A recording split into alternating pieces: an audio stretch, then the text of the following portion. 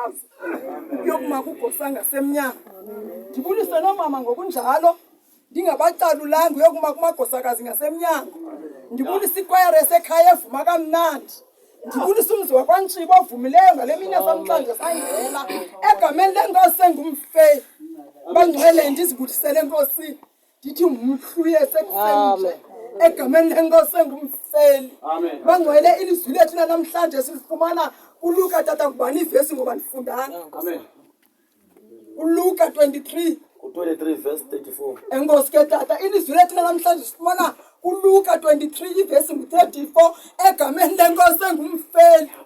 uYesu uyabanjwa phezu kwendaba yaseGetsemane egameni lenkosi. Before abanjwe uYesu uqala wahlala nabafundi bakhe wathi apha kuni ukhona ozondinqatha egameni lenkosi. Bajongana bangcwele babuzana ukuthi ngaba ndimna Nkosi egameni lenkosi. Xa ebanjwe uYesu ebanjwa kamadindala esisiwa kwinkundla yaqala ka-Anase bangcwele kuthiwa inkundla yasebhodini egameni lenkosi apho wayaxoxa khona ityala lakhe. Uyamthatha uAnase umphutha kwinkundla zamatyala umsa kwinkundla yesibini kaKhayafu kodwa kwinkundla yagqibela apho amsiwe khona apho ityala lakhe ligotywe khona kwinkundla kaPilato egameni lenkosi engumfeyi. Xa ifika enkundleni kaPilato egameni lenkosi ebeyile kuPilato kodwa uPilato wamthatha wamsa kuHerode egameni lenkosi. Uphinde yamthatha uHerode umbuyisela kwaPilato.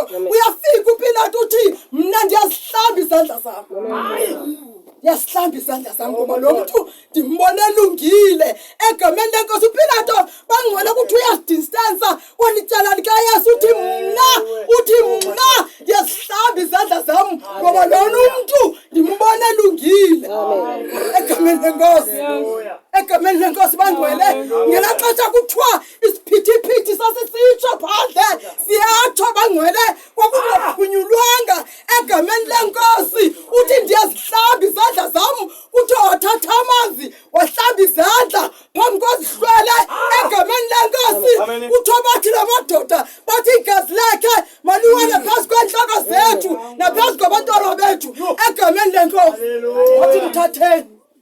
Wathi mthatheni bayamthatha uyamkhupha bangcwele ukuthi akazikhona isitrato ezazikufitshane ezazibheka eGolgotha kodwa ukuthi abasithatha isitrato eside esibheka eGolgotha.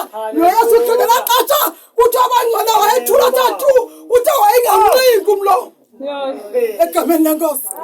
Uthi wayengamnqiki umlomo ngelaa xesha kuthiwa khona into ababengayenzi kuye basesenza yonke into abayithandayo kuye. ngolaa xesha kuthiwa uvalile umlomo egameni lenkosi wenyuka isitrato eside wabheka eGolgotha phezu kwentaba zikaKhaya egameni lenkosi. apho xa efika bangcwele ufika kho amadoda amabini ayengumana izobethelelwa naye. elinye kuthola lingasekhohlo elinye kuthola lingasakunene apho wayibethelelwa khona egameni lenkosi engumfeyi. uYesu xa ibethelelwe emnqamlezweni bangcwele xa ibethelelwe emnqamlezweni ndangandawa ndiyambona ndangathi ndiyambona xa ejinga emnqamlezweni wakumshityeka intloko wathi bawa baxolele ngoba bayazi into benzayo egameni lenkosi. ngelaa xesha uYesu unepeni uthe wawubajonga wafika wanenimba wathi bawo baxolele ngoba bayazi into benzayo.